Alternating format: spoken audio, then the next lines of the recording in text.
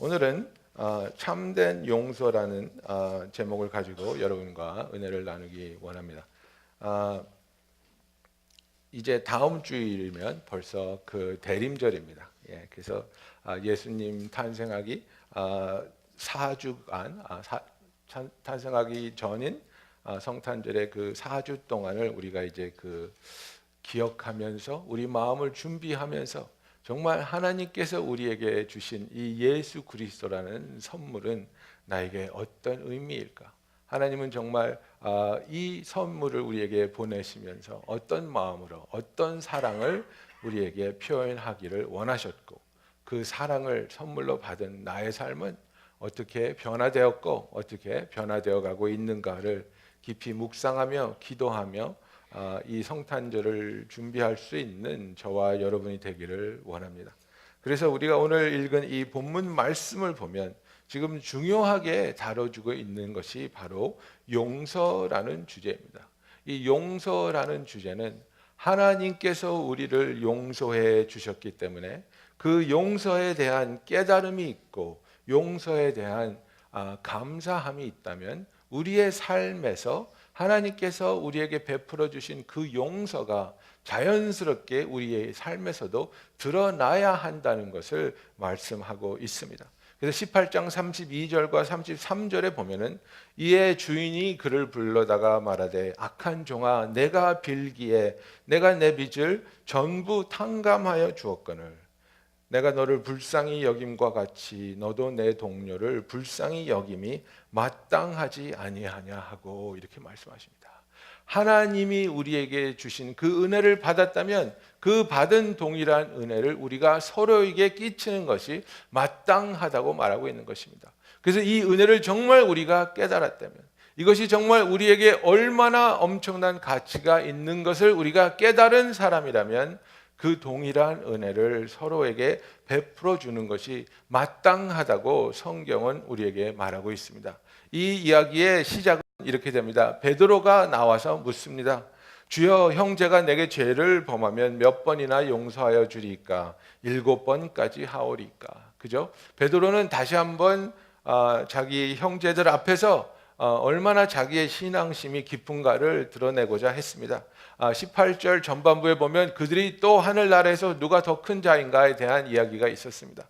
그래서 자기가 얼마나 더 맏형이고 얼마나 신앙이 깊은지를 드러내기 위해서 이런 질문을 하고 있습니다. 이 당시에 랍비들은 동일한 사람이 동일한 죄를 너한테 계속 지을 때 3번까지 용서해주고 그 다음부터는 의절하라고 가르칠 때입니다. 그래서 3번까지는 용서해 주지만 4번째 똑같은 죄를 지으면 그 사람하고는 관계를 끊어도 좋다. 이렇게 랍비들이 가르치던 이 당시에 베드로가 굉장히 파격적으로 나오고 있는 겁니다. 랍비들은 3번만 용서해 주라 그러는데 예수님 저는 굉장히 마음이 넓어서 7번이나 용서해 줄 그런 용의가 있습니다. 7번까지 용서해 주면 되겠지요. 이렇게 말하고 있는 겁니다. 그랬더니 예수님이 거기다가 날벼락 같은 얘기를 하시죠. 7번 아니라 7번 곱하기 70번이라도 해라. 그죠? 그러면 490번. 그죠? 490번. 이건 숫자의 의미가 있는 것이 아닙니다. 그죠? 화해가 이루어질 때까지 계속해서 용서해 주라는 겁니다. 여러분 대인 관계에 있어서 이렇게 숫자를 매기면서 용서하시는 분 계십니까? 저 인간 내가 17번째 용서했음. 예, 25번째 용서했음. 예. 아무리 490번이라 그래도 그게 많은 숫자 같죠. 부부끼리 살면서 저는 한 3년 안에 그 490번을 우리 와이프한테 용서당한 것 같아요. 그죠? 490번 그렇게 높은 숫자 아닙니다. 뭐가 중요하냐면 나와 같이 관계를 맺고 있는 그 사람을 내가 사랑하기를 원하기 때문에 그 관계가 회복되고 그 안에 사랑이 있을 수 있도록 내가 계속해서 용서해 주기를 원한다는 그 마음이 필요한 겁니다. 지금 예수님은 엄청난 이야기를 하고 있습니다. 결산할 때에 10,000달란트 빚진 자를 데리고 왔다 그랬습니다. 10,000달란트라는 것은 신학자들마다 다르지만 감히 한 명의 인간이 갚을 수 없는 정도의 돈이라고 생각하면 됩니다. 수억만 달러라고 생각하시면 됩니다. 정말 우리의 인생을 통틀어도 갚을 수 없는 그런 돈을 빚진 사람이 있었습니다.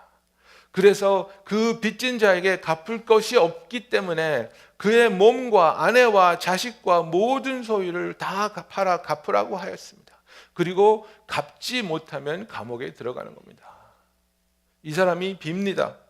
참으소서, 내가 다 갚으리이다. 조금만 말기를 주시면 제가 다 갚겠습니다.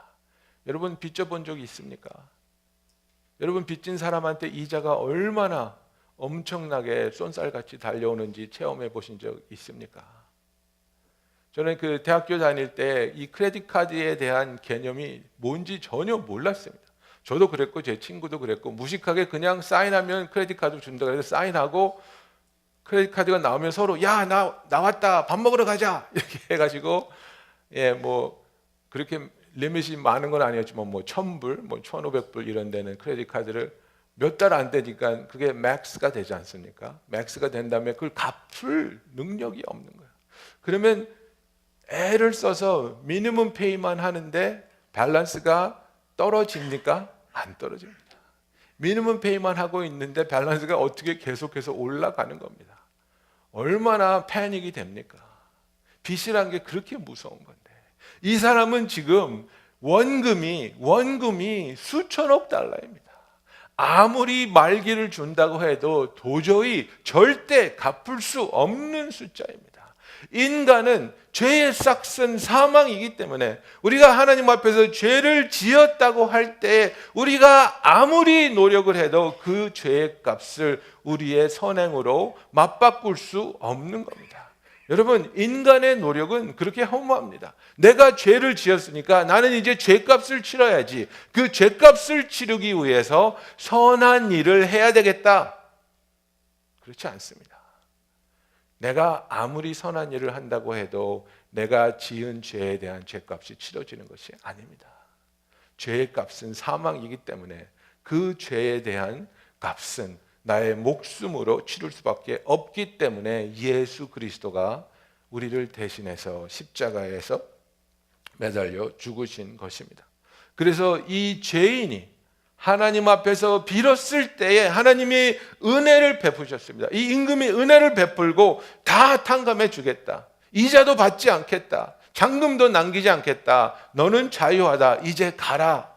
이렇게 은혜를 베풀었습니다. 정말 수백 평생을 살아도 갚을 수 없는 그 돈을 탕감받은 이자가 나갔다가 자기에게 100데나리온 빚진 동료 한 사람을 만났습니다. 몇천 불 되는 돈입니다. 몇천 불 되는 돈을 빚진 그 형제를 빚을 갚지 못한다고 제발 시간을 좀 달라고 하는 그 사람을 감옥에다 집어쳐 넣었습니다. 그리고 그 모습을 보고 있던 동료들이 너무나 민망해서, 너무나 참담하게 느껴져서, 너무 딱하게 느껴져서 왕에게 가서 그 일을 다 알렸습니다. 지금 왕한테 그 갚을 수 없는 10,000달란트의 빚을 탕감받은 그 사람이 자기의 동료를 100데나리온 때문에 감옥에 집어넣었습니다. 이렇게 말하고 있는 겁니다. 여러분, 이게 바로 하나님 앞에서 우리가 저지를 수 있는 배은망덕한 행동이라는 것입니다. 우리는 하나님을 모욕하고 하나님을 배반하고 하나님 앞에서 대드는 그런 엄청난 죄를 지으면서 살았음에도 불구하고 우리에게 저질러지는 크고 작은 죄에 대해서 너무나도 예민하고 민감하게 반응하며 잊지 않는 코끼리의 기억력을 가지고 절대로 잊어버리지 않고 그것을 마음에 새겨두고 용서하지 못하는 것입니다. 그런 마음이 있을 때에 주인이 말씀하십니다. 악한 종아, 내가 빌기에 내가 내 빚을 전부 탕감하여 주었거늘 내가 너를 불쌍히 여김과 같이 내 동료를 불쌍히 여김이 마땅하지 아니하냐 하고 주인이 노하여 그 빚을 다 갚도록 그를 옥졸들에게 넘기니라. 35절이 정말 중요합니다. 예수님이 하신 말씀입니다, 여러분. 너희가 각각 마음으로부터 형제를 용서하지 아니하면 나의 하늘 아버지께서도 너희에게 이와 같이 하시리라. 굉장히 단호하십니다. 너희가 서로를 용서하지 않으면 하나님 아버지는 용서하지 않겠다고 말씀하고 있습니다. 너희가 마음으로 형제를 용서하지 아니하면 나의 하늘 아버지께서도 너희에게 이와 같이 하시리라고 말씀하고 있습니다. 이만큼 용서는 하나님에게 굉장히 중요한 겁니다. 왜냐하면 우리가 서로를 용서하지 않고 있다는 것은 우리가 하나님의 용서에 대한 이해가 부족하다는 겁니다. 하나님의 용서에 대한 감사가 부족하다는 겁니다. 그 깨달음이 내가 얼마나 엄청난 죄인인지를 깨닫지 못하고 있다는 것입니다. 어떤 성도님들은 그렇습니다. 그런 얘기 하십니다. 목사님, 저는 정말 괜찮은 사람이에요. 저는 정말 죄 안 짓고 사는 것 같아요. 거짓말도 안 했고 사기도 안 쳤고 살인도 하지 않았고, 그죠? 근데 그 기준이 뭡니까? 다른 사람과 비교했을 때입니다. 다른 사람과 비교했을 때 착하다고 느낄 수 있습니다. 그러나 공의로우시고 거룩하시고 완벽하신 하나님의 기준에 비춰봤을 때 우리는 엄청난 죄인이라는 사실입니다. 그런 엄청난 죄를 사도 바울이 고백하지 않았습니까? 죄인들 중에서도 괴수인 자신이라고 고백하는 그 사도 바울의 깨달음은 무엇입니까? 나의 죄가 이렇게 엄청나구나. 이런 나를 하나님이 사랑하여 주시고 용서하여 주셨구나. 그래서 하나님께로부터 받은 이 용서를 우리가 뼈 깊이 체험하고 깨닫는다면, 그것에 대한 진실한 감사가 있다면 우리도 우리 관계 속에서 일어나는 아픔과 상처를 주는 사람들에게 용서할 수 있는 그 결단과 선택이 있기를 예수님의 이름으로 축원합니다. 에베소서 4장 32절에 보면 이렇게 되어 있습니다. 서로 친절하게 하며 불쌍히 여기며 서로 용서하기를 하나님이 그리스도 안에서 너희를 용서하신 것 같이 하라 그랬습니다. Be kind and compassionate to one another, forgiving one another, just as in Christ God forgave you. 그죠? 그래서 우리가 하나님으로부터 용서받은 자라는 것을 기억한다면, 그것을 마음속에 품고 사는 사람들이라면 서로에게 친절하게 그리고 불쌍히 여길 수 있기 때문에 용서를 베풀 수 있다는 것입니다. 우리가 서로를 바라보는 눈이 성경에서 말하는 것처럼 하나님의 사랑으로, 그 연민으로, 그 자비로, 그 은혜로 바라보고 있냐 이겁니다. 아니면 그 사람이 하지 못하는 일, 넘어서지 못하는 것을 잣대를 대고 갖다 재면서 미워하고 정죄하고 있냐 이겁니다. 어떤 것이 불가능한 사람이 있습니다. 우리는 다 불가능한 게 있지 않습니까? 어떤 사람은 암기하는 게 불가능한 사람이 있고, 어떤 사람은 자비를 베푸는 것이 불가능한 사람들도 있고, 어떤 사람은 애정을 표현하는 것이 불가능한 사람도 있습니다. 애정을 표현하는 것이 불가능한 사람에게 당신은 왜 애정을 표현하지 않아 하고 잣대를 들이댄다면 그거보다 더 가혹한 정죄는 없을 겁니다. 그러나 애정을 표현하지 못하는 그 사람을 연민으로 바라보고 은혜와 자비의 눈으로 바라볼 때 그 마음이 얼마나 아플까? 그 마음이 얼마나 슬플까? 마이다 왕의 이야기를 여러분 알지 않습니까? 그죠? 우리가 사랑을 하고 싶어도 그것이 가능하지 못한 상태에 있는 사람들을 정죄하는 것이 아니라 오히려 그 사람을 위로하고 오히려 그 사람을 기다려주고 사랑해 줄 때 내가 하나님으로부터 용서받은 사람이라는 것을 기억하며 그 하나님으로부터 받은 은혜를 서로에게 끼쳐주는 저와 여러분이 되기를 원합니다. 로마서 12장 19절에 보면은 내 사랑하는 자들아 너희가 친히 원수를 갚지 말고 하나님의 진노하심에 맡기라. 기록되었을 때 원수 갚는 것이 내게 있으니 내가 갚으리라 하고 주께서 말씀하시니라 그랬습니다. 여기서 보면은 너희가 친히 원수를 갚지 말고 하나님의 진노하심에 맡기라 하고 되어 있습니다. 이것은 무엇을 말합니까? 공의로우신 하나님의 공의가 펼쳐질 것을 믿고 의심하지 말라는 겁니다.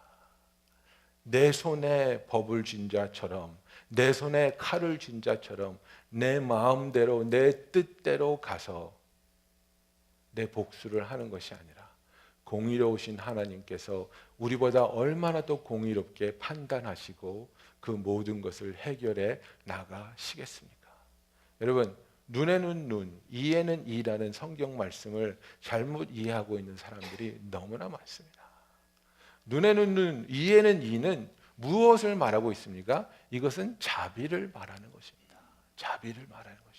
그 당시에 정말 저장하는 그런 방법이 굉장히 열악한 그 당시에 만약에 겨울에 어떤 농부의 집에 들어가서 봄에 뿌릴 씨앗을 누가 훔쳐갔다고 생각해 봅시다. 그러면 그 농부의 집안은 그 다음에 어떻게 되겠습니까? 굶어 죽는 겁니다. 그 생명 같은 씨앗을 훔쳐간 사람에게 하나님이 어떻게 하라 그랬습니까? 눈에는 눈, 이에는 이, 당한 대로만큼만 너희가 갚아주라고 말하고 있습니다. 왜? 인간은 그렇지 않기 때문입니다. 우리는 나에게 한 뺨 때린 사람에게 그대로 따기 한번 때려준다고 분이 풀리지 않습니다. 나에게 뺨을 때린 사람을 주먹질도 하고 발길질도 하고 욕도 해줘야 우리가 마음이 풀리는 것처럼 우리는 내가 받은 것보다 몇 배로 더 갚아줘야 직성이 풀리는 죄악을 갖고 있기 때문에 하나님이 뭐라고 말하십니까? 아니, 거기서 멈춰. 눈에는 눈, 이에는 이. 이거는 자비의 말씀입니다. 너희가 필요 이상으로 그 선을 넘어서서 악을 악으로 갚지 말라고 말씀하고 있는 것입니다. 하나님이 공의로우신 분이기 때문에 온 나라가 미국도 그렇고 유럽도 그렇고 대한민국도 그렇고 지금 얼마나 우리가 서로 예민하게 대치하면서 네가 옳으니 내가 옳으니 그죠? 무엇이 진리고 무엇이 진리가 아닌지 정말 이쪽 뉴스를 들으면 이쪽이 진리인 것 같고 저쪽 뉴스를 들으면 저쪽이 진리 같은 오늘 같은 시대에 우리가 어떻게 기도해야 됩니까? 공의로우신 하나님, 당신의 정의를 이루시옵소서. 인간은 모르지만은 그러나 공의로우신 하나님께서 하나님께 원수 갚는 것이 있기 때문에 하나님께서 갚으실 줄을 믿습니다.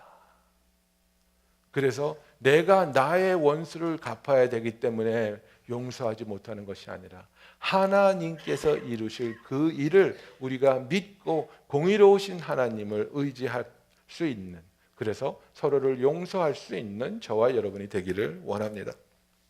그래서 누가복음 6장 27절 28절의 말씀을 우리가 생각해 볼 필요가 있습니다. 그러나 너희 듣는 자에게 내가 이르노니 너희 원수를 사랑하며 너희 미워하는 자를 선대하며 너희를 저주하는 자를 축복하며 너희를 모욕하는 자를 위하여 기도하라. 그죠? 우리 성도들 간에 이렇게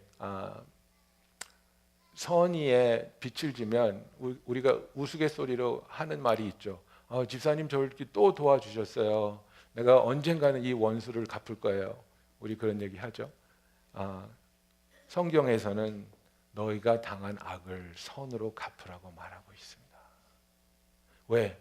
공의로운 하나님이 나의 억울함을 풀어주실 것을 믿기 때문에, 공의로운 하나님이 하나님께 원수 갚음이 속해 있다고 선포해 주셨기 때문에 내가 내 손으로 악을 악으로 갚는 게 아니라 악을 선으로 갚으며 그것으로 인해 내가 하나님으로부터 받은 그 은혜와 그 사랑을 다시 한번 기억하고 다시 한번 마음에 새길 수 있는 저와 여러분이 되기 원합니다. 여러분 여기 잘 보십시오. 너희 원수를 사랑하며 미워하는 자를 선대하며 저주하는 자를 위하여 축복하며 너희를 모욕하는 자를 위하여 기도하라 그랬습니다. 이것이 얼마나 아픈 말입니까? 이것이 얼마나 힘든 상황입니까? 우리를 모욕하는 사람을 위해서 기도할 수 있습니까? 나를 저주하는 자를 축복할 수 있습니까? 나를 미워하는 자를 선대할 수 있습니까? 우리의 원수를 사랑할 수 있습니까? 하나님이 나를 얼마나 사랑하시는지, 내가 하나님으로부터 받은 사랑이 얼마나 위대한지 깨달을 때 우리가 하나님께 모든 것을 맡김으로 주여 저는 감사함으로 아버지의 뜻대로 살기 원합니다. 아버지의 뜻대로 살기 원합니다. 여러분, 용서한다는 것의 정의가 무엇입니까? 용서한다는 것은 잘못된 행동을 한 사람을 그냥 죄 없이 가라고 말해주는 게 아닙니다. 잘못을 저지른 사람을 괜찮아라고 해주는 것이 아닙니다. 참된 용서라는 것은 당신은 나에게 잘못했지만 나는 계속해서 당신을 사랑하겠습니다. 그 사람들에게 그리고 내 자신에게 하는 선포입니다. 당신은 나에게 아픔을 주었지만 나는 당신을 계속해서 사랑하겠습니다. 하나님이 부부관계를 왜 만드셨겠습니까? 그 관계 속에서 일어나는 크고 작은 아픔과 오해와 서러움이 있습니다. 남편이여 당신은 나에게 상처를 주었지만, 부인이여 당신은 나에게 아픔을 주었지만 나는 계속해서 당신을 사랑하겠습니다. 나는 계속해서 당신을 용서하겠습니다. 그 과정을 통해 우리는 성숙하며 하나님의 사랑을 더욱 깊이 깨달으며 하나님이 원하는 그 성화가 우리에게 일어나기를 예수님의 이름으로 축원합니다.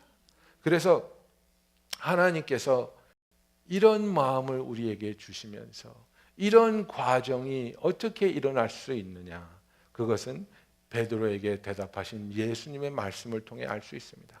7번뿐 아니라 7번을 70번까지라도 할지니라 이렇게 말하고 있습니다. 관계가 회복, 그래서 화해될 때까지 하나님은 화해의 하나님이십니다. 하나님은 인간과의 화해를 목적으로 우리에게 예수 그리스도를 보내주셨습니다. 우리가 하나님 앞에서 용서받고 용서받은 자들로서 끝나는 것이 아니라 용서받은 우리들이 하나님과의 화해가 이루어지기를 원하시는 하나님, 그 화해를 이루어 가시는 하나님이 우리 인간 관계에서도 참된 용서와 참된 화해가 있기 위해서 우리로 하여금 계속해서 용서해 주라고 말씀하고 있습니다. 히브리서 12장 14절에 보면은 모든 사람과 더불어 화평함과 거룩함을 따르라. 이것이 없이는 아무도 주를 보지 못하리라. 너희는 은혜에 이르지 못하는 자가 없도록 하고 또 쓴뿌리가 나서 괴롭게 하여 많은 사람이 이로 말미암아 더럽게 되지 않게 하며 그랬습니다. 여러분, 가장 힘든 사람이 누구냐면 쓴뿌리가 있는 사람입니다. 쓴뿌리가 있는 사람은 자기 자신만을 괴롭히는 것이 아니라 주위에 있는 사람들을 아프게 합니다. 우리가 늘 하나님 앞에서 돌아보며 기도해야 할 것은 정말 내 마음에 쓴뿌리가 있는가? 정말 내 마음에 주님이 뽑아내셔야 할 쓴뿌리가 있다면 주여 뽑아내 주시옵소서. 그래서 내가 모든 사람과 더불어 화평함과 거룩함을 이루게 하여 주시옵소서 하시면서 이것이 너무나 힘든 걸 아시니까 로마서 12장 18절에 이렇게 말씀하십니다. 할 수 있거든 너희로서는 모든 사람과 더불어 화목하라. 그죠?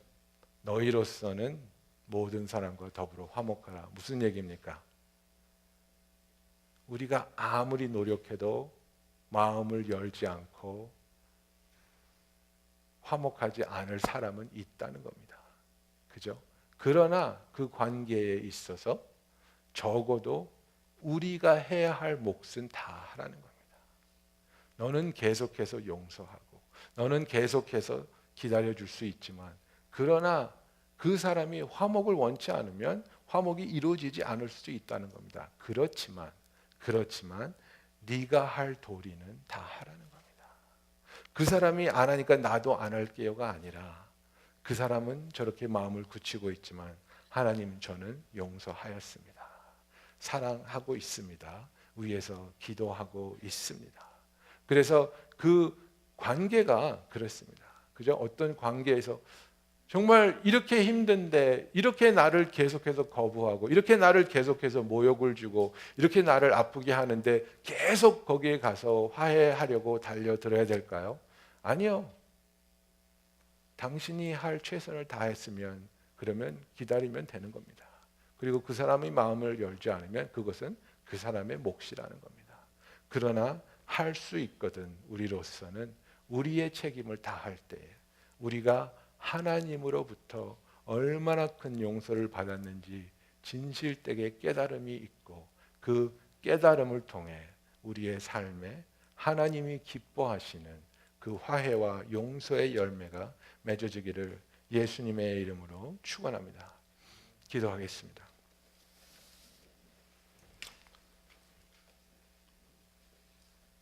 여러분 이 시간에 단 한 명이라도 그 이름을 하나님께 주시는 이름이 있으면 여러분이 할 수 있는 선택을 통해 용서하는 그 마음을